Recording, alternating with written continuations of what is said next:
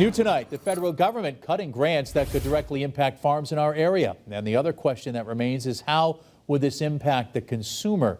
Western Mass News reporter Matt Price spoke with a farm in Franklin County. He joins us live in studio with more details. Matt. Chris, Red Fire Farm in Montague is among the farms that has been caught in the middle of this drama. Now the question is not just how the farm could be impacted in the near future, but also how does it affect consumers? Every cent and every little bit of funding that we can get to help keep our operations going and take care of our land has been a really critical thing in recent times. It has been a crazy past 48 hours for Red Fire Farm. They at first were going to get a Congress-approved Natural Resources Conservation Service, or NRCS, grant of about $23,000 for important contract work they did on a 16-acre field in Sunderland. But all of a sudden, they were told they would not get that money. That's the one that we were due to be paid. The money we finished, completed the project, spent the money buying the compost and buying the biochar and doing the spreading.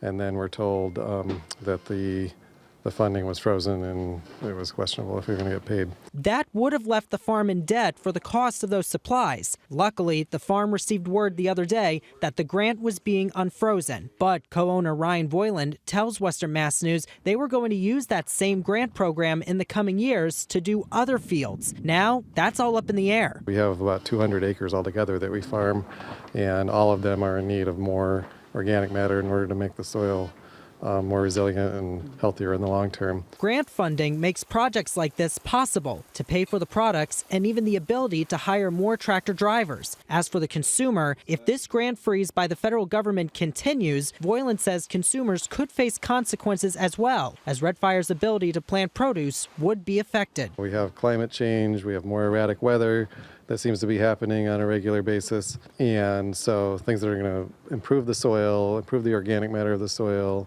things like planting trees. And these are all things that are going to both make the farms more productive and resilient to erratic weather that we might get and help make sure our environment is conserved as much as possible.